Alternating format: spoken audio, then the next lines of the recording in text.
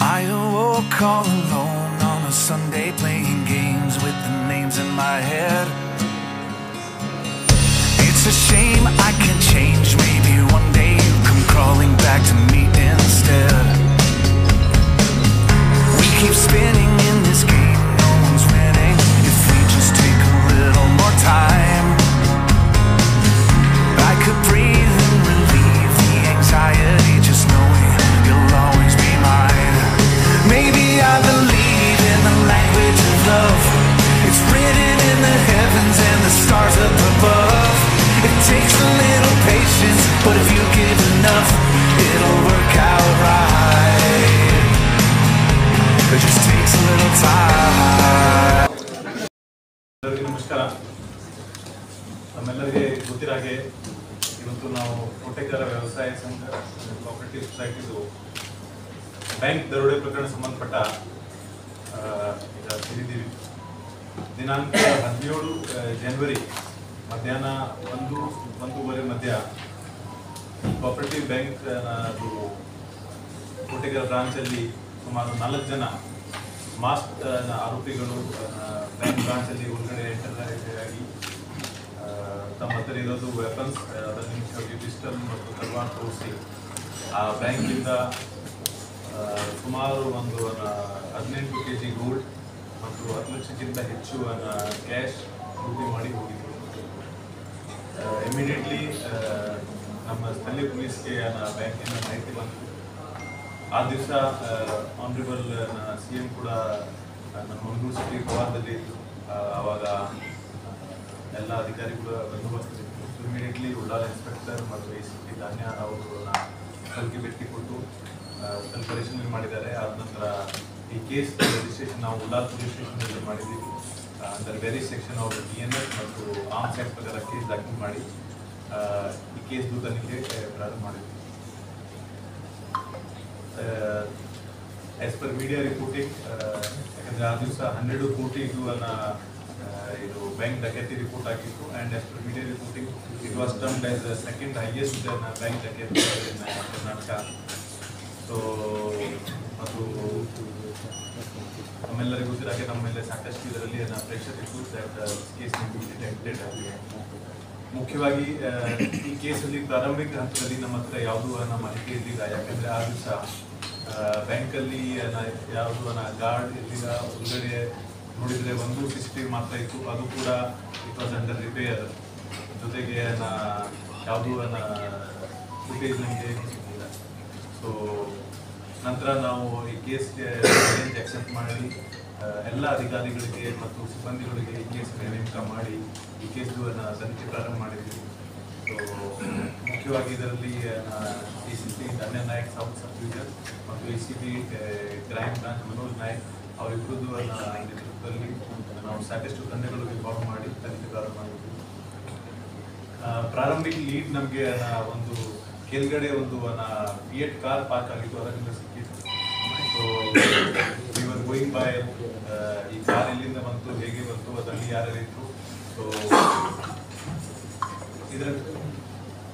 ಇದರಲ್ಲಿ ಇನಿಷಿಯಲಿ ನಮಗೆ ಗೊತ್ತಾಯಿತು that number plate which was used in the car was fake. ಯಾಕೆಂದರೆ ಒಂದು ಬೆಂಗಳೂರು ರಿಜಿಸ್ಟ್ರೇಷನ್ ತೋರಿಸ್ಬೇಕು. So it was then two of our staff they worked very hard on all the tools and include CCTV and late night ನಮಗೆ ಒಂದು ಮಾಹಿತಿ ಬಂತು that similar car was passed from Bijmadi toll and then Suratkal petrol bunk. So ಅಲ್ಲಿ ಒಂದು petrol bunk ಹತ್ರ ಒಂದು footage ಅದರ ಮೇಲೆ it would recognize the same car and ಅದರಲ್ಲಿ ಆರೋಪಿಗಳು first time they were removing the number plate and they were changing from the MH registration to Karnataka registration. So ಅದರಲ್ಲಿ ನಮಗೆ ಗೊತ್ತಾಯಿತು that this car primarily started movement from Mumbai.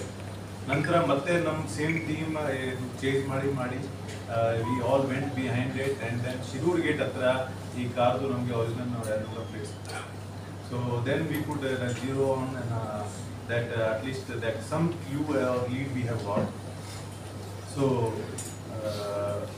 our team immediately traveled to Bombay travel ಮಾಡಿ ಅಲ್ಲಿ we found out certain details about one Karimana and Murugandi. So then the teams worked very hard, and several teams were now operating at several places at the same time. So one team was in Mumbai, 3 to 4 teams were in Tamil Nadu at different places based on their frequent movements. ಯಾಕಂದ್ರೆ event ಆದ ನಂತರ ಈ ಕೇಸ್ದು ಇಬ್ಬರು ಆರೋಪಿಗಳು Talapady tour ಮುಖಾಂತರ ಅವರು ವಾಯಾ ಕೇರಳ ತಮಿಳುನಾಡು ಕಡೆ escape ಆಗಿದ್ರು. ಅನದರ್ 3 ಅಕ್ಯೂಸ್ಡ್ ಅವರು ಬೇರೆ ಬೇರೆ ರೂಟ್ ಮುಖಾಂತರ ವಾಯಾ ಟ್ರೈನ್ ಟುವರ್ಡ್ಸ್ ಮುಂಬೈ ಎಸ್ಕೇಪ್ ಆಗಿದ್ರು. And again from Mumbai they again tried to escape towards Tamil Nadu. So we also were chasing them same time, and first success namge sikkitu that our crime branch team could arrest one of the associate of A1 movement in the Kani Manivaran. So he was arrested from Tirunelveli, and ಅವ್ರಿಗೆ ಸತತವಾಗಿ ಸುಮಾರು 24 ತಾಸು ನಾವು follow up ಮಾಡಿ change ಮಾಡಿ finally he was lifted, and ಅವ್ರಿಗೆ ಇಂಟರ್ಗೇಷನ್ ಆಧಾರ ಮೇಲೆ ನಮಗೆ ಫರ್ದರ್ ಲೀಡ್ಸ್ ಇತ್ತು about the main conspirator Murugandi Devar. So again several teams were deployed nearby Tirunelveli, and we watched his movement, where all is moving, because ಆರೋಪಿ ಅಷ್ಟಕ್ಕಿಂತ importance ಇದರಲ್ಲಿ gold recovery ಇತ್ತು. ಯಾಕೆಂದರೆ ನಾವು ಅಂತಹ ಬ್ಯಾಂಕ್ ಡಕೈತಿದು ಇತಿಹಾಸ ನೋಡಿದರೆ ಬಹುತೇಕ ಪ್ರಕರಣದಲ್ಲಿ ಆರೋಪಿಗಳು ಅರೆಸ್ಟ್ ಆಗ್ತಾರೆ, ಬಟ್ ರಿಕವರಿ ಆಗುದಿಲ್ಲ, ಅಥವಾ if we delay little bit so ಒಂದು ಕಡೆ we wanted to arrest them as soon as possible. At the same time ನಾವು ರಿಕವರಿಗೆ ಆದ್ಯತೆ ಕೊಟ್ಟಿದ್ದೀವಿ, ಯಾಕಂದರೆ ವಿದೌಟ್ ರಿಕವರಿ ಗೋಲ್ಡ್ ಡಿಪಾಸಿಟರ್ಸ್ಗೆ ಇದು ಒಂದು ಅನ್ಯಾಯಕ್ಕೆ ಆಗ್ತಿತ್ತು. So we watched them for more than 24 hours, different movements, and with help of local police and informants and all these things. Finally, early morning operation ಮಾಡಿ ನಮ್ಮ ಸೂರತ್ಕಲ್ ಇನ್ಸ್ಪೆಕ್ಟರ್ ಮಹೇಶ್ ಪ್ರಸಾದ್ ಅವ್ರ ತಂಡ ಮನೆಗೆ ದಾಳಿ ಮಾಡಿ ಅಲ್ಲಿಂದ ಅವ್ರಿಗೆ ಮತ್ತು ಅವ್ರ ಫಾದರ್ಗೆ ನಾವು ಸಿಕ್ಕರ್ ಮಾಡಿದ್ದೀವಿ. ಇನಿಷಿಯಲಿ ಅವರು ನಮಗೆ ಯಾವುದು ಆಪರೇಷನ್ ಕೊಟ್ಟಿಲ್ಲ, ನಂತರ ಸತತವಾಗಿ ಇಂಟರೋಗೇಷನ್ ಮಾಡಿ ಅವರಿಂದ ನಾವು ಈ ಅಕ್ಯೂಡ್ ಕೇಸಲ್ಲಿ ಬಳಕೆ ಆಗಿದ್ದು ಫಿಯೇಟ್ ಕಾರ್ ನಾವು ರಿಕವರಿ ಮಾಡಿದ್ದೀವಿ. ಫಿಯೇಟ್ ತಪಾಸಣೆ ಮಾಡುವಾಗ ಆ ಕಾರಿಂದ ನಾವು ವೆಪನ್ಸ್ ಮತ್ತು ತಲ್ವಾರ್ ಇವೆಲ್ಲ ರಿಕವರ್ ಮಾಡಿದ್ದೀವಿ. Again the challenge came for the recovery of gold. So ಅವರು ನಮಗೆ ಸಣ್ಣ ಪ್ರಮಾಣದ ಮಾಹಿತಿ ಕೊಟ್ಟು ಸ್ವಲ್ಪ ನಮಗೆ ಮಿಸ್ಗೈಡ್ ಮಾಡಲಿಕ್ಕೆ ಪ್ರಯತ್ನ ಮಾಡಿದ್ರು. ಆದರೆ we were able to recover 2-3 suitcases. ಅದರಲ್ಲಿ ಸಣ್ಣ ಚೀಲ ನಾವು ರಿಕವರ್ ಮಾಡಿದ್ವಿ, ಅದರಲ್ಲಿ 2 kg ಗೋಲ್ಡ್ ಇತ್ತು. So still it was a big through for us. And ಆ ಆಧಾರ ಮೇಲೆ ನಾವು ಫರ್ದರ್ ಇನ್ವೆಸ್ಟಿಗೇಷನ್ ಪ್ರಾರಂಭ ಮಾಡಿ ಮತ್ತು ಅವರಿಗೆ ಮತ್ತೆ ಫರ್ದರ್ ಇಂಟರ್ಗೇಟ್ ಮಾಡಿ, and with all the earlier information ಅವ್ರು ಎಲ್ಲಿ ಮೂವ್ಮೆಂಟ್ ಮಾಡಿದ್ರು, ಯಾರ್ಯಾರ ಜೊತೆಗಿದ್ರು. Finally we were able to recover major part of the gold from his family and house only, and ಅದರಲ್ಲಿ ಒಂದು ಸೂಟ್ ಕೇಸಲ್ಲಿ 16 kgಗಿಂತ ಹೆಚ್ಚು ಗೋಲ್ಡ್ ಇತ್ತು. ಒಟ್ಟಾರೆ ಆವಾಗ ನಾವು ಈ ಕೇಸಲ್ಲಿ ಟೋಟಲ್ ಎಷ್ಟು ಗೋಲ್ಡ್ ಸ್ಟೋಲನ್ ಆಗಿತ್ತು, ಸೇಮ್ ಪ್ರಮಾಣದ ಗೋಲ್ಡ್ ಪತ್ತೆ ಮಾಡಿದ್ದೀವಿ. ಆ ಕೇಸಲ್ಲಿ 18.5 kg gold we were able to recover 18.3 kg gold in this process. ಜೊತೆಗೆ 11 ಲಕ್ಷ ಕ್ಯಾಶ್ ಹೋಗಿತ್ತು, ಆ್ಯಂಡ್ ನಾವು 3,80,000 ಕ್ಯಾಶ್ ರಿಕವರ್ ಮಾಡಿ ಸಕ್ಸಸ್ಫುಲ್ ಆಗಿದ್ವಿ. ಸೊ ಒಟ್ಟಾರೆ ನಮ್ಮ ಟೀಮ್ ಅವರು ಒಂದು ರೆಕಾರ್ಡ್ ಟೈಮಲ್ಲಿ ಇದು ಎಫರ್ಟ್ಸ್ ಹಾಕಿ ಮತ್ತು without taking a single moment rest we were able to arrest the 3 main accused, and the intact recovery of gold and partial recovery of cash in this process. So for the record I would like to tell that in 4 days, or rather 3 days, our team traveled 2,700 kilometers in all the directions from Bombay to Tamil Nadu and Tamil Nadu back to Mangaluru, and not only one team, multiple teams. And at one point of time, our 4 to 5 inspectors were on this job at a time, and along with several other officers and staff. So the credit goes to entire team. Uh, as far as the planning goes about this case, ಈ case planning 2016 ನಲ್ಲಿ actually first ಆರೋಪಿಗಳದ್ದು acquaintance ಪ್ರಾರಂಭ ಆಯಿತು ತಲೋಜಾ ಜೈಲಲ್ಲಿ. ತಲೋಜಾ ಮಹಾರಾಷ್ಟ್ರದಲ್ಲಿ main ಆರೋಪಿ ಮುರುಗಂಡಿ ಮತ್ತು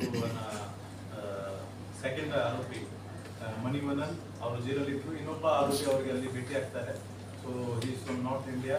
so ಅಲ್ಲಿ ಅವರು ಪರಿಚಯ ಆದ ನಂತರ ಸಣ್ಣ ಪುಟ್ಟ ಕ್ರೈಮ್ ಅವರು ಶಾಮೀಲಾಗ್ತಾರೆ. And 6 months back, one local person whose name they have given is Shashi Thevar.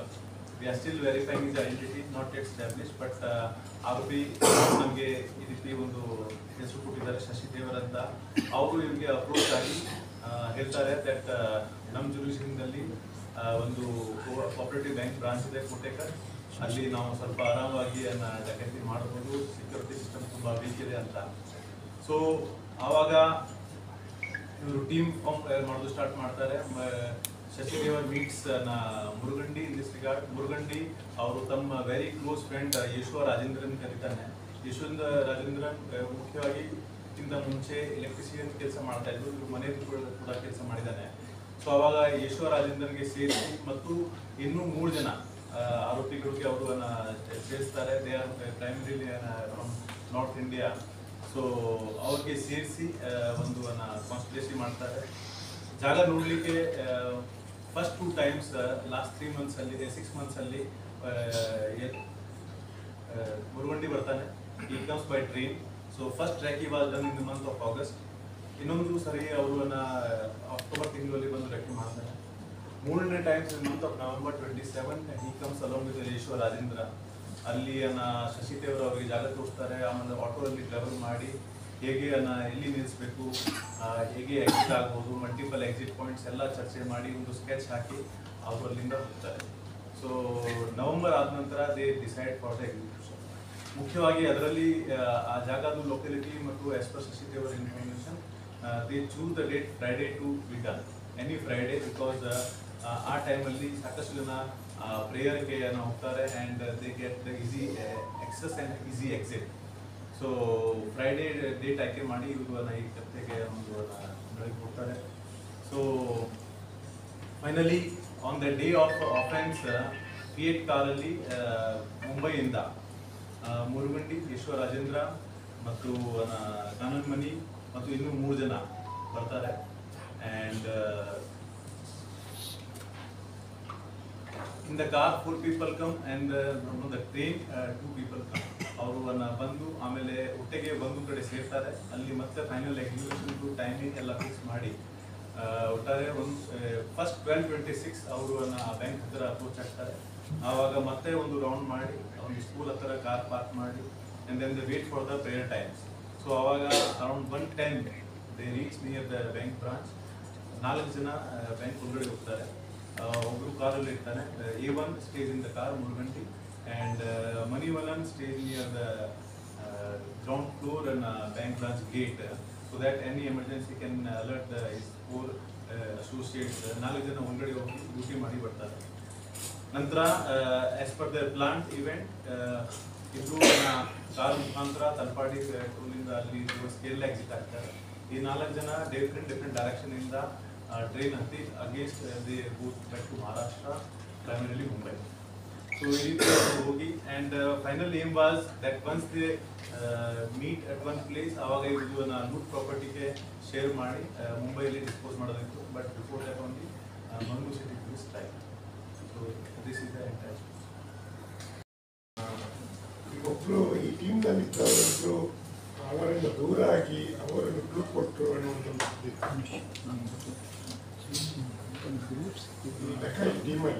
So, as far as this case is concerned and investigation is concerned, it has no consequential value to this, whether who has given information, how it happened. When the case is cracked, so many factors play an important role in that. So, I would prefer not to answer this. Commissioner ಹಠಾವಂತ ಯಾರು ಅಭಿಯಾನ ಮಾಡ್ತಾ ಇದ್ದವರು Facebook ಪೇಜ್ಗಳಲ್ಲಿ ಏನೋ ಬರ್ಕೊಂಡಾಗಿನೇ ಮಂಗಳೂರು ಪೊಲೀಸರದ್ದು ಇದರದ್ದು ತನಿಖೆ ಬೇಯಿಸುವಲ್ಲಿ ಏನು ಪಾತ್ರ ಇಲ್ಲ.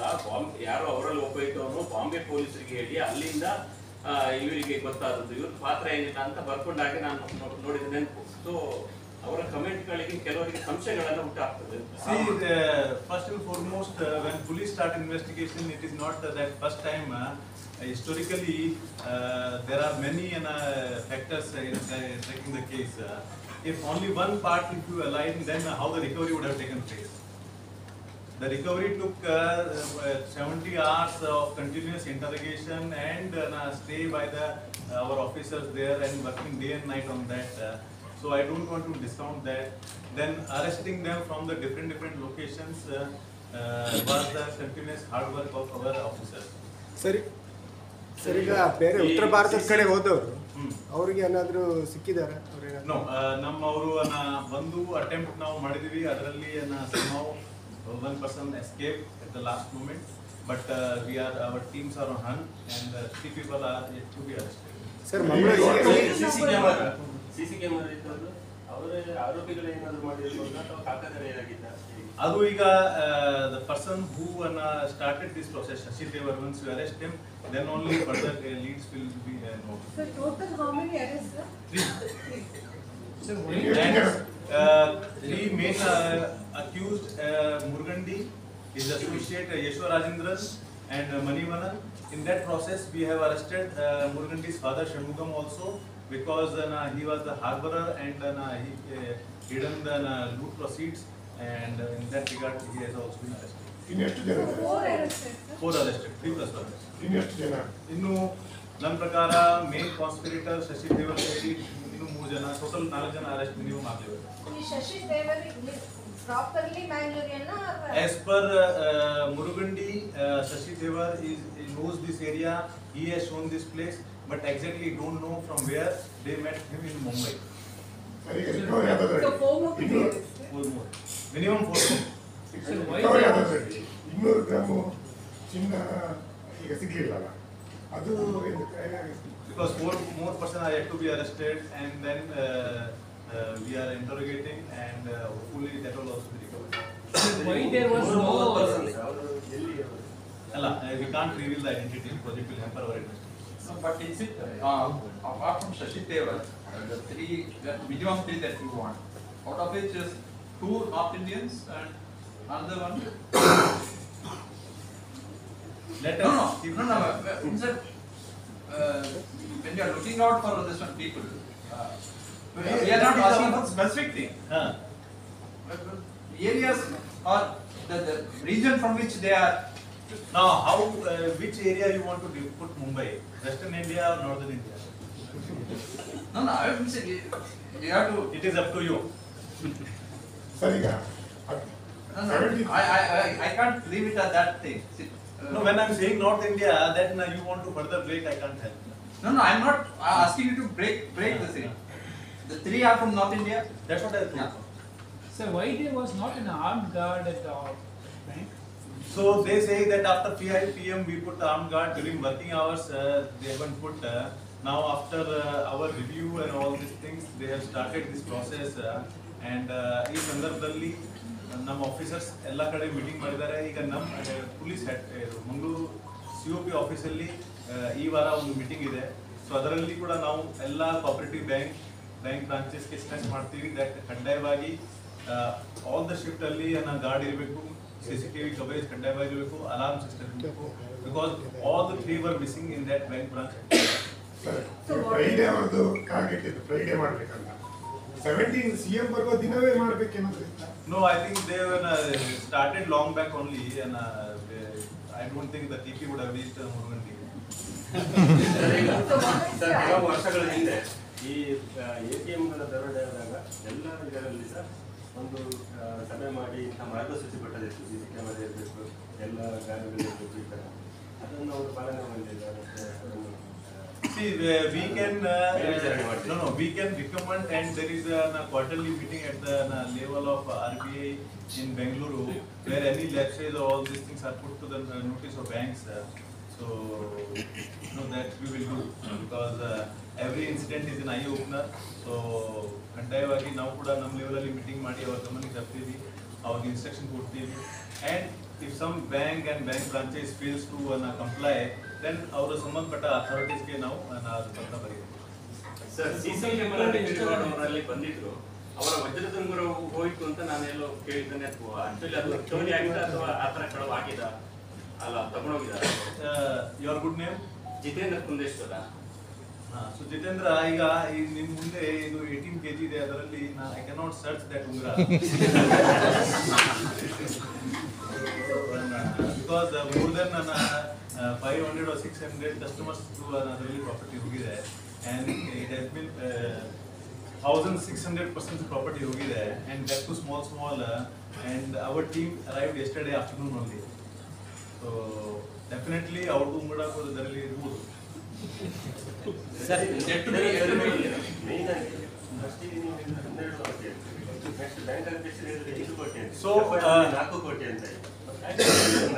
So it was bank first bank gave ಅವರು ತಮ್ಮ ಸ್ಕ್ರೀನ್ ನೋಡಿ ನಮಗೆ ನಮ್ಮಲ್ಲಿ 12 ಕೋಟಿ ವ್ಯಾಲ್ಯೂದು ಪ್ರಾಪರ್ಟಿ ಇದೆ ಅಂತ ಹೇಳಿದ್ರು. ದೆನ್ ನಾವು ಎಕ್ಸಾಕ್ಟ್ಲಿ ಎಷ್ಟು ಉಂಗುರ, ಎಷ್ಟು ಚಿನ್ನ ಏನೇನಿದೆ ವಿತ್ ಗ್ರಾಮ್ ಎಲ್ಲ ಕೊಡಿ. ಆವಾಗ they said that they need to measure exactly with each bank customers and statement, and they will need time. So they took time initially because around 10 kg gold was lying there. Only total 29 kg gold was in the bank on that day, 29 plus some gram. 10 kg gold was not taken. So 12 kg ಮಾತ್ರ ಅವರು ತಗೊಂಡು ಹೋಗಿದ್ದಾರೆ. So they were not in position to give exact ಲೆಕ್ಕ at that time because 10 kg ಅಲ್ಲಿ ಕೂಡ ಉಳಿದಿತ್ತು. And we then again during the Mahajan time we wanted exact specification, exact value, everything. Then they took time because it was 1600 customers.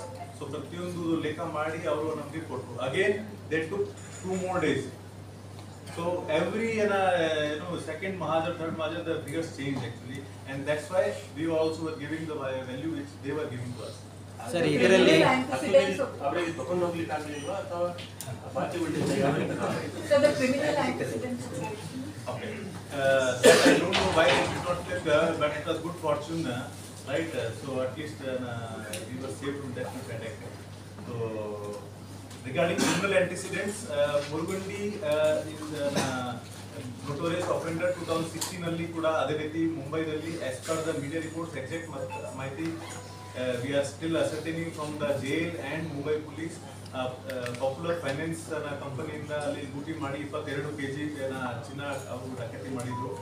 ಅದೇ ಸಂದರ್ಭದಲ್ಲಿ ಅವರು ತಲೋಜಾದಲ್ಲಿ ಹೋಗಿದ್ರು. and then another 3 cases of similar offense, arms act and ಡಕಾತಿ are against him in different stations of Mumbai.